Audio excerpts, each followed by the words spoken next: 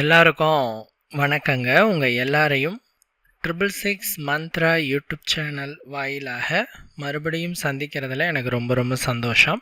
தொடர்ந்து நம்மளுடைய சேனல் வாயிலாக ஆன்மீகம் சார்ந்த நிறைய பதிவுகளை பதிவேற்றம் செய்து கொண்டிருக்கிறோம். உங்களுடைய மேலான ஆதரவும் நமக்கு தொடர்ந்து கிடைத்து கொண்டே இருக்குது.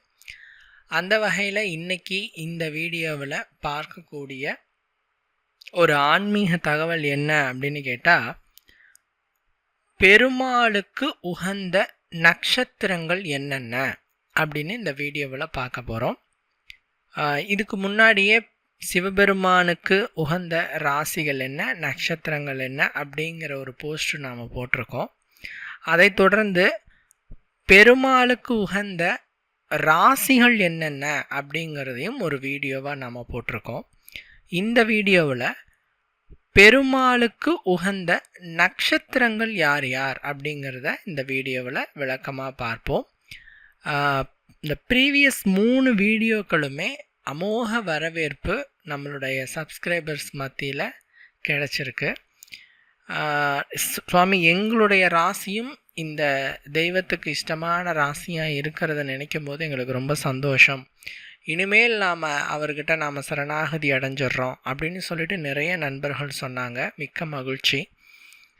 இறைவனை நாம் தேர்வு செய்வது அல்ல, நம்மைத்தான் இறைவன் தேர்வு செய்கிறான். நீங்கள் மனசில் நினச்சிட்டு இருப்பீங்க, நாம் செய்கிற பரிகாரத்துக்கு பலன் கிடைக்கல அப்படின்னுட்டு. பட் உங்களுக்கு ஒரு உண்மையை நான் சொல்கிறேன், தெய்வம் எப்போதும் உங்களை ஏமாற்றாது. மனுஷன் ஏமாற்றுவான், ஆனால் கடவுள் ஒரு நாளும் உங்களை ஏமாற்ற மாட்டார். நீங்கள் வேண்டியது விரும்பியது நடக்க வேண்டும் என்று இறைவனிடத்திலே செய்யக்கூடிய பரிகாரங்கள் அத்துணையும் ஒரு நாள் நடக்கும். ஒருவேளை நடக்கவில்லை என்றால், இன்கேஸ் நடக்கவில்லை என்றால், அந்த செயலால் உங்களுக்கு நிம்மதி ஏற்படாது, கவலை தான் ஏற்படும் அப்படிங்கிறத நீங்கள் மனதில் ஃபஸ்ட்டு தீர்க்கமாக நம்பணும். உதாரணத்துக்கு சொல்லணும்னா, ஒரு சின்ன ஒரு விஷயம் சொல்கிறேன் கேளுங்க. ஒரு அன்பர் ரொம்ப நாளாக சொந்த வீடு வாங்கணுங்கிற ஒரு ஆசை. பட் அவருடைய ஜாதகத்தில் அவருக்கு சொந்த வீடு வாங்குகிற யோகம் இல்லை. ஸோ நம்ம என்ன சொன்னோம் அப்படின்னா, கல்யாணம் ஆகிட்டு குழந்தை பிறந்ததுக்கு அப்புறமேட்டு நீங்கள் அந்த குழந்தையுடைய பேரில் அந்த வீட்டை நீங்கள் அமைக்கலாம் அப்படின்னு நான் சொன்னேன். அவர் கொஞ்சம் அவசரம், இல்லைங்க நம்மளாலாம் அப்படி இருக்க முடியாது அப்படின்ட்டு உடனடியாக அந்த வீடை லோனை கீனை போட்டு அவர் பேர்லேயே கட்டி முடித்தார். வித்தின் 2 இயர்ஸ் அவர் அந்த வீட்டையும் விற்றுட்டார். லோன்காரன் எடுத்துகிட்டு போயிட்டான். கடனும் கட்ட முடியல, வேலையும் போயிடுச்சு. இப்போது அவர் ரொம்ப மன உளைச்சலில் இருந்துகிட்ருக்கிறார். கடனுக்கு கடன் ஆயிடுச்சு.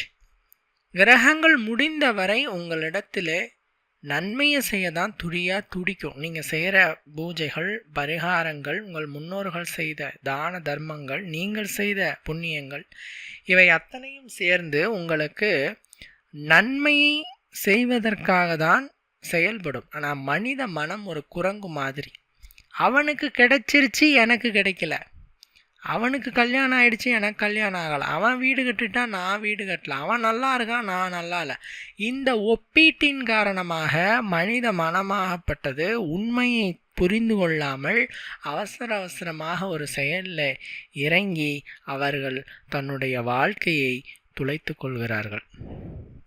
அதனால் இறைவன் ஒரு நாளும் உங்களை ஏமாற்ற மாட்டார். கடவுள் நீங்கள் செய்யும் எல்லா செயல்களுக்கும், எல்லா பிரார்த்தனைகளுக்கும் வட்டி போட்டு நன்மையை செலுத்துவார். அதை மீறி அவர் கொடுக்கல, இப்போது சொந்த வீடு வாங்குகிற யோகத்தை கொடுக்கல அப்படின்னா நீங்கள் செய்கிற பரிகாரம் பூஜைலாம் வேஸ்ட்டுன்னு நினைக்க வேண்டாம். உங்களால் வாங்க முடியாது, உங்கள் பையன் 1க்கு 4 வீடு வாங்குவான், நீங்கள் அதை பார்த்து சந்தோஷப்படுவீங்க. நல்லா புரியுதுங்களா? இப்படி இறைவன் உங்களுக்கு நன்மையையே செய்வார் என்பதை எப்போது நீங்கள் முழுமையாக நம்புகிறீர்களோ அப்பொழுது உங்களுக்கு சந்தோஷம் ஏற்படும். இதை நான் ஏன் சொல்கிறேன்னா, கடவுளினுடைய கட்டுப்பாட்டில் தான் நாம் வாழ்ந்துக்கிட்டு இருக்கிறோம். இப்போது நமக்கெல்லாம் மேலே தலைவன் இருக்கிறாங்க இல்லையா? இப்போது நம்ம இந்தியாவில் ஜனாதிபதி இருக்கிறாரு, அதே மாதிரி பிரதமர் இருக்கிறாரு, மாநிலம்னு பார்த்தா ஆளுநர் இருக்கிறாரு, முதல்வர் இருக்கிறாரு. இப்படி சிலரினுடைய கட்டுப்பாட்டுகளில் நாம் வாழ்ந்துட்டுருக்கோம். ஏன்னா ஒழுக்க நெறிமுறைகளை வகுத்து நீட்டாக இருக்கணும், கட்டுப்பாடாக இருக்கணுங்கிறதுக்காக இவ்வளவு ஆட்கள் நம்மளை என்ன பண்ணுறாங்க, ஆட்சி பண்ணிகிட்டு இருக்காங்க.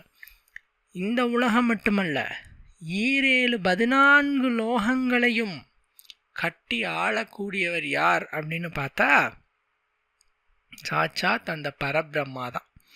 அந்த பரம்பொருளுக்கு தெரியாதா உங்களுக்கு எதை கொடுக்கணும் எதை கொடுக்கக்கூடாதுன்னு? எங்கேயோ விளைந்த ஒரு மலர் உங்கள் தலையில் உட்காருகிறது. அந்த மலர் பூக்கும் பொழுது அது உங்களுக்கு தான் எழுதப்பட்டுருச்சு. இப்படி இறைவன் எல்லாத்துக்கும் காரணத்தை கட்டாயமாக எழுதாமல் இருக்க மாட்டான். ஒரு விஷயம் நடக்கலைன்னா அவசரப்படாதீங்க, முதல்ல உங்களையே ஆஸ்வாசப்படுத்துங்க. நடக்கும்னு முதல்ல நம்புங்க, நிச்சயம் நடக்கும். சரிங்களா? சரி, இப்போ நாம் விஷயத்துக்குள்ளே வந்துடுவோம். மும்மூர்த்திகளில் காக்கும் தொழிலை செய்யக்கூடியவர் பெருமாள் என்று சொல்லக்கூடிய மகாவிஷ்ணு. ஓம் நமச்சிவாய என்னும் மந்திரம் எந்த அளவுக்கு பவர்ஃபுல்லோ அதே அளவுக்கு ஓம் நாராயணாய என்னும் மந்திரம் பவர்ஃபுல். எப்படி சிவபெருமானின் திரிசூலம் சக்தி படைத்ததோ அதே போல விஷ்ணுவின் கையில் இருக்கும் சுதர்சனம் அதே மாதிரி சக்தி படைத்தது. இவங்க 2 பேரையுமே சுப்ரீம் காட் அப்படின்னு சொல்லுவோம். சிவனையும் பெருமாளையும் சுப்ரீம் காட், உலகத்தின் தந்தை அப்படின்னு சொல்கிறோம். ஆதி அந்தம் இல்லாதவர்கள்னு சொல்கிறோம். இன்னும் சொல்ல போனால் சிவனும் அரியும் ஒன்று, இதை அறியாதவர் வாயிலே மண்ணு என்று சொல்லும் அளவிற்கு 2 தெய்வங்களினுடைய சக்தியும் அளவில்லாதுன்னு சொல்லணும்னா, ராமேஸ்வரத்தில் பார்த்தீங்கன்னா இருக்கிற பெருமாள் சிவனின் நாமத்தை சொல்லுவதாகவும், காசியில் இருக்கக்கூடிய விஸ்வநாதர் ராமா ராமா என்று சொல்வதாகவும் ஐதீகம் சொல்லுகிறது. நாம் தான் சிவன் விஷ்ணுன்னு அடிச்சுக்கிறோம். ஆனால் விஷ்ணு சிவன் வெவ்வேறல்ல, இருவரும் ஒருவர் தான். இதில் மகாவிஷ்ணுவினுடைய இஷ்டமான நட்சத்திரங்கள் அப்படின்ட்டு சில நட்சத்திரங்கள் இருக்கிறது. இந்த நட்சத்திரங்களில் நீங்கள் பிறந்திருந்தீர்கள் அப்படின்னு சொன்னால் உங்களுக்கு மகாவிஷ்ணுவினுடைய அருள் பரிபூரணமாக இருக்குது அப்படின்னு அர்த்தம். சரிங்களா? அதில் நட்சத்திரம் யாருன்னா திருவோண நட்சத்திரம். மகாவிஷ்ணுவினுடைய நட்சத்திரமே திருவோண நட்சத்திரம்தான். யாரெல்லாம் திருவோண நட்சத்திரத்தில் ஜனித்திருக்கிறார்களோ அவர்களினுடைய குணத்தை நான் சொல்கிறேன், அவர்களுடைய பண்பை நான் சொல்லுகிறேன். என்னன்னா, அனைவரையும் அரவணைக்கும் பண்பை பெற்றவர்கள் திருவோண நட்சத்திரக்காரர்கள். எப்படி மகாவிஷ்ணு இந்த உலகத்தை காட்கிறாரோ அதே போல திருவோண நட்சத்திரத்தில் ஜனித்த ஒருவர் தன்னை சுற்றி இருப்பவர்களை எந்த அளவுக்கு ப்ரொடக்ஷன் பண்ண முடியுமோ அந்த அளவுக்கு ப்ரொடக்ஷன் பண்ணக்கூடியதிலே மிக கவனமாக இருப்பார். தனக்காக வாழாமல் பிறருக்காக வாழ்பவர்களாக திருவோண நட்சத்திரக்காரர்கள் இருப்பார்கள். மகாவிஷ்ணுவினுடைய அனைத்து அம்சங்களும் திருவோண நட்சத்திரக்காரர்களுக்கு இருக்கும். வாழ்க்கையிலே பல துன்பங்களும் துயரங்களும் இடர்பாடுகளையும் சந்திப்பவர்களாக இருந்தாலும் கூட அதை அத்தனையும் தவிடு பொடியாக்கி வாழ்க்கையிலே உயர்ந்த நிலைக்கு செல்லக்கூடிய ஜாலத்தை அறிந்தவர்கள் திருவோண நட்சத்திரக்காரர்கள். மகாவிஷ்ணுவின் கையில் இருக்கக்கூடிய சுதர்சனம் எந்த அளவிற்கு வலிமையானதோ, மகாவிஷ்ணுவினுடைய கையில் இருக்கக்கூடிய அந்த ஆயுதங்களின் கூர்மை எந்த அளவுக்கு வலிமையானதோ அதே போல திருவோண நட்சத்திரத்தில் ஜனித்த குழந்தையினுடைய புத்தியும் வலிமையானது, அந்த குழந்தையினுடைய ஆற்றலும் பலமும் வலிமை வாய்ந்தது. ஸோ திருவோண நட்சத்திரத்தில் நீங்கள் பிறந்திருந்தீங்க அப்படின்னு சொன்னால் பெருமாள் பக்தியில் உங்களை ஈடுபடுத்திக்கிறது ரொம்ப நல்லது. வாழ்க்கையில் ஒரு குறிப்பிட்ட காலத்துக்கு பிறகு நீங்கள் பெருமாள் கிட்ட சரணாகதி அடைஞ்சிருவீங்க. நீயே துணை நாராயணா என்று அவனை நீங்கள் பற்றி கொண்டீங்கன்னா இறுதியிலே முக்தியும் வைகுண்ட பதவியும் நிச்சயம். சரிங்களா? அடுத்த நட்சத்திரம் யார் அப்படின்னு கேட்டால் கேட்டை நட்சத்திரம்.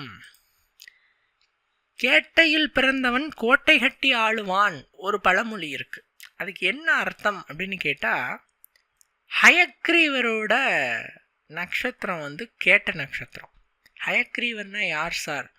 குதிரை முகத்தோடு மகாலட்சுமியை மடியில் ஏந்தியபடி இருக்கிற அவதாரம்னா ஹயக்ரீவ அவதாரம் அப்படின்னு சொல்கிறது.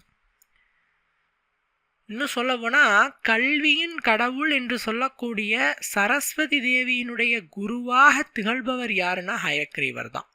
சரஸ்வதிக்கே குரு ஹயக்ரீவர். ஸோ கேட்டை நட்சத்திரத்தில் பிறக்கக்கூடிய குழந்தைகளினுடைய கல்வி அறிவு ரொம்ப அற்புதமாக இருக்கும். நீங்கள் நோட் பண்ணி கூட பார்க்கலாம். பெரும்பான்மையான பெண் குழந்தைகள் இந்த கேட்ட நட்சத்திரத்தில் தான் பிறப்பாங்க. ஆண்களை காட்டிலும் பெண் குழந்தைகள் தான் நிறைய பேர் கேட்ட நட்சத்திரத்தில் பிறப்பார்கள். பிகாஸ் எப்படி பெண்கள் அறிவில் சிறந்தவர்களோ அதனை எடுத்துக்காட்டும் விதமாக தான் அவங்க அதிகமாக கேட்ட நட்சத்திரத்தில் ஜனிக்கிறாங்க. உங்கள் வீட்டில் கேட்ட நட்சத்திரத்தில் ஒரு குழந்தை இருந்ததுன்னா அவர் சிறந்த அறிவாளியாக சிறந்த கல்வியாளராக இருப்பார். சார், கல்வியில் நல்ல சிறந்து தேர்வானீங்க அப்படின்னு சொன்னால் உயர் பதவி உங்களை தேடி வரும். உயர்ந்த இடத்துக்கு போவீங்க. அதான் சொல்லுவாங்க, கேட்டையில் பிறந்தால் கோட்டையை ஆழ்வான் அப்படிங்கிறது ஒரு வரி. அதனால் கேட்ட நட்சத்திரத்துக்காரங்க பெருமாள் பக்தியில் தன்னை ஈடுபடுத்தி கொள்வதும் பெருமாளை தங்களுடைய மானசீக தெய்வமாக ஏற்றுக்கொண்டு அவரினுடைய வழிகாட்டுதலில் உங்களுடைய வாழ்க்கையை கழித்தீர்கள் என்றாலும் உங்களுக்கு அற்புதமான பலன்கள் உண்டு. வாழ்க்கையிலே ஒரு குறிப்பிட்ட காலகட்டத்திற்கு மேல் பெருமாளை உங்களுடைய தெய்வமாக ஏற்றுக்கொண்டு அவரினுடைய திருப்பாதங்களை பற்றினீர்கள் என்று சொன்னால் உங்களை யாராலும் வெல்ல முடியாது. அனைத்து விதமான அனுகூலங்களும் உங்களை தேடி வரும். சரிங்களா? ஸோ நீங்களும் நாராயண மந்திரத்தை சொல்லுவதும் அவர் பாதங்களை சரணாகதி அடைவதும் சிறந்தது. ஒரு காலகட்டத்துக்கு மேல் கேட்டை நட்சத்திரக்காரர்கள் பெருமாள் பக்தியில் தன்னைத்தானே ஈடுபடுத்திக்குவாங்க. சரிங்களா? அடுத்து 3வது நட்சத்திரம் யார் அப்படின்னு கேட்டால் அவிட்டம் நட்சத்திரம்.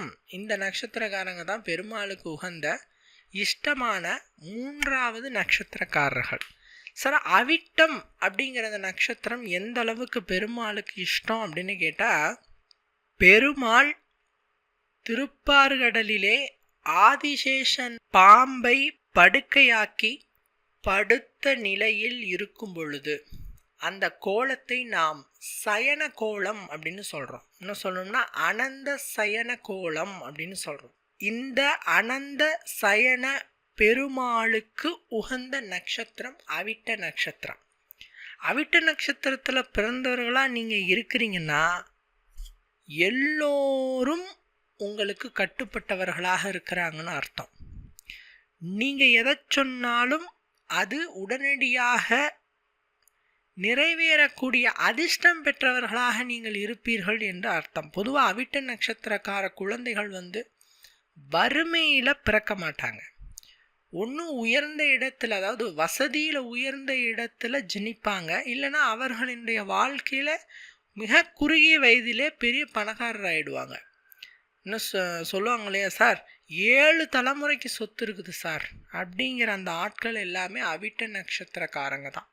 அவிட்ட நட்சத்திரத்தில் ஜனிக்கிறீங்க அப்படின்னாவே அது மிகப்பெரிய புண்ணியம். புண்ணியத்தில் பெரும் புண்ணியம் அவிட்ட நட்சத்திரத்தில் ஜனிக்கிறதுங்கிறது. எல்லா விதத்திலும் உங்களுக்கு ப்ரொடக்ஷன் இருந்துகிட்டே இருக்கும். நீங்கள் சொல்லணும்னா திருப்பார்கடலில் பள்ளி கொண்ட பெருமாள் மாதிரி ஆதிசேஷன் எப்படி 1000 தலைகளோடு பெருமாளை காக்கிறாரோ அதே போல் உங்களுக்கு நீங்கள் உங்களை சுற்றி எல்லா ப்ரொடக்ஷன் இருந்துக்கிட்டே இருக்கும். சுகமான நட்சத்திரம் அவிட்ட நட்சத்திரம். ரொம்ப சுகமாக இருக்கும். அவ்வளவு சுகத்தை பெற்றாலும் கஷ்டம் என்பது இருக்கும் தான், இல்லாமல் இருக்காது. பட் மற்றவர்களோட கம்பேரிசன் பண்ணும்போது அவிட்டம் நட்சத்திரம் இட்ஸ் வெரி குட் அப்படிங்கிற மாதிரி சொல்லலாம். நீங்களும் பெருமாள் பக்தியிலே உங்களை ஈடுபடுத்தி கொள்வதும், பெருமாளை உங்களுடைய தெய்வமாக ஏற்றுக்கொண்டு அவரினுடைய திருப்பாதங்களை பற்றுவதின் மூலமாகவும் ஏகப்பட்ட நன்மைகளை நீங்கள் அடையலாம். வாழ்க்கையிலே மிகப்பெரிய அளவிலே முன்னேற்றத்தையும் உங்களுடைய காலத்தின் இறுதியிலே முக்தியையும் வைகுண்ட பதவியையும் அடைவீர்கள் என்பதிலே ஐயம் ஏதுமே கிடையாது. சரிங்களா? அடுத்த நட்சத்திரம் யார் அப்படின்னு கேட்டால் சார் ரேவதி நட்சத்திரம். 27 நட்சத்திரத்தில் கடைசி நட்சத்திரம் யாருன்னா அந்த ரேவதி நட்சத்திரம் தான். இன்னும் சொல்லணும்னா இந்த ரேவதி நட்சத்திரத்தில் பிறந்த பிள்ளைகளாக இருந்தீங்கன்னா, நீங்கள் ஆண் பிள்ளையாக இருந்தாலும் சரி பெண் பிள்ளையாக இருந்தாலும் சரி, உங்களுக்கு ஒரு சுகமான வாழ்க்கை காத்திருக்கு. சார் நான் கஷ்டம் இருக்குது சார், நான் சரியாக படிக்கலை சார், இல்லை நல்லா படிச்சுட்டேன் சார், வேலை கிடைக்கல சார், திருமணம் ஆகலை சார், இப்படி எவ்வளவு கஷ்டங்களில் நீங்கள் இருந்துட்டு இருந்தாலும் அந்த கஷ்டம் எல்லாமே தீரப்போகுதுன்னு அர்த்தம். இன்னும் சொல்லணும்னா ரேவதி நட்சத்திரத்தில் ஜனித்த குழந்தை கஷ்டப்பட்டு தன்னுடைய வாழ்க்கையை கழித்ததுங்கிறது ரொம்ப ரொம்ப சொற்பம்தான். அது விதிகெட்டு மதிகெட்டு போனாலே தவிர ரேவதி நட்சத்திரத்தில் பிறந்த பிள்ளைகள் எப்போதுமே ஒரு நல்ல குடும்பத்தில் பிறந்து ஒரு நல்ல ஒழுக்கங்களையும் ஒரு நல்ல விஷயங்களையும் கற்றுக்கிட்டு வாழ்க்கையில் மேன்மை அடைஞ்சு சிறப்பான எதிர்காலத்தை அடைவார்கள் ரேவதி நட்சத்திரக்காரங்க. எனக்கு 27 நட்சத்திரத்தில் ரொம்ப பிடித்த நட்சத்திரம் ரேவதி நட்சத்திரம். அவங்களுக்கு சீக்கிரமாக கல்யாணம் ஆகிடும், சீக்கிரமாக குழந்தை பிறக்கும், சீக்கிரமாக வேலை கிடைக்கும். இப்படி எல்லாமே சீக்கிரமாக கிடைக்கக்கூடிய நட்சத்திரம் ரேவதி நட்சத்திரம். ஸ்ரீரங்கநாதரினுடைய நட்சத்திரம். கல்வி, செல்வம், புகழ் ஆகியவை தேடி வரும் நட்சத்திரம் ரேவதி நட்சத்திரம். விதிப்பயன் கர்ம பயன்னா உங்களுக்கு மோசமாக இருக்குது, கட்டங்கள் மோசமாக இருக்குதே தவிர மற்றபடி பொதுவாக ரேவதி நட்சத்திரத்தில் ஜனிக்கிறதே புண்ணியம் அப்படின்னு நாம் சொல்லுவோம். புண்ணியத்தை தரும் நட்சத்திரங்களில் ரேவதி நட்சத்திரமும் ஒன்று. ரேவதி நட்சத்திரங்களில் ஜனிக்கிறது, சுக்கிரனோட நட்சத்திரங்களில் ஜனிக்கிறது, இது எல்லாமே உள்ள ஒரு ஆடம்பரத்தோடு வாழ்வதற்கான நட்சத்திரங்கள், அனுபவிப்பதற்கான நட்சத்திரங்கள். இந்த பூலோகத்தில் இருக்கிற சுகங்களை அனுபவிப்பதற்கு நீங்கள் எல்லாம் பிறப்பெடுத்த நட்சத்திரங்கள் அப்படிங்கிறத நீங்கள் மறந்து விடக்கூடாது. நீங்கள் பார்த்தீங்கன்னா இயற்கையாகவே பெருமாள் பக்தியில் அதீத ஈடுபாடாக இருப்பீங்க. ரேவதி நட்சத்திரக்காரங்க நிறைய பேர் நான் பார்த்துருக்கேன். பொதுவாகவே பெருமாளை வழிபடுற குடும்பத்தில் அவங்க ஜனிக்கிறதா இருப்பாங்க. அதாவது பெருமாளுடைய பிரசாதமாக இவர்கள் இருப்பாங்க. நீங்கள் வாழ்க்கையினுடைய ஒரு கட்டத்திலே பெருமாளை சரணாகதி அடைந்து அவரினுடைய அனுகூலத்தை பெற்று வாழ்க்கையிலே மென்மேலும் உயர்வீர்கள் அப்படிங்கிறதுல எந்த விதமான ஐயமும் இல்லை. வாழ்க்கையில் பார்த்தீங்கன்னா ரேவதி நட்சத்திரக்காரர்கள் ஓம் நமோ நாராயண மந்திரத்தை உயிர் இருக்கும் வரை சொல்லி கொண்டு இருப்பதால் நீங்கள் இறுதியிலே வைகுண்ட பதவியையும் அதே நேரத்திலே உங்களுக்கு முக்தியும் கிடைக்கும் அப்படிங்கிறதுல எந்த விதமான ஐயமும் இல்லை. இவர்களை தவிர்த்து மற்ற நட்சத்திரக்காரர்களும் பெருமாள் பக்தியில் தாராளமாக ஈடுபடலாம். இன்னும் சொல்லணும்னா பல அன்பர்கள் சொல்லுவாங்க, சார் இவங்களுக்கு சுவாமி இஷ்டம்னா அப்போ நாங்களாம் எப்படி சார் அப்படின்னுட்டு. அதாவது ஒரு தாய் தன்னோட குழந்தைகிட்ட எப்பயுமே பாரபட்சம் பார்க்க மாட்டான். பிள்ளை தான் பாரபட்சம் பார்க்கும். அவன் எங்கள் அம்மா அண்ணன் மேலே தான் பாசம் இருக்குது அப்படின்னு பிள்ளைங்க தான் பாரபட்சம் பார்த்து சொல்லுவாங்களே தவிர அந்த தாயினுடைய செயல் எப்போதும் ஒரே மாதிரி தான் இருக்கும். அவள் தான் தாய். அப்படி பாரபட்சம் பார்க்குறான்னா அவள் தாய் கிடையாது. அது மாதிரி தெய்வங்கள் பாரபட்சம் பார்க்கறதில்ல. எல்லாருக்கும் சமமான நீதி, சமமான அருளை தான் வழங்குகிறார்கள். இஷ்டமான நட்சத்திரம் அப்படிங்கும் போது தான் நாம் இப்படி வகைப்படுத்தி சொல்கிறோம். சரிங்களா? கண்டிப்பாக இந்த வீடியோ உங்களுக்கு பயன் தரக்கூடிய வகையில் இருந்திருக்கு நான் நம்புகிறேன். மற்றும் ஒரு பதிவில் உங்களை நான் சந்திக்கிறேன். நன்றி, வணக்கம்.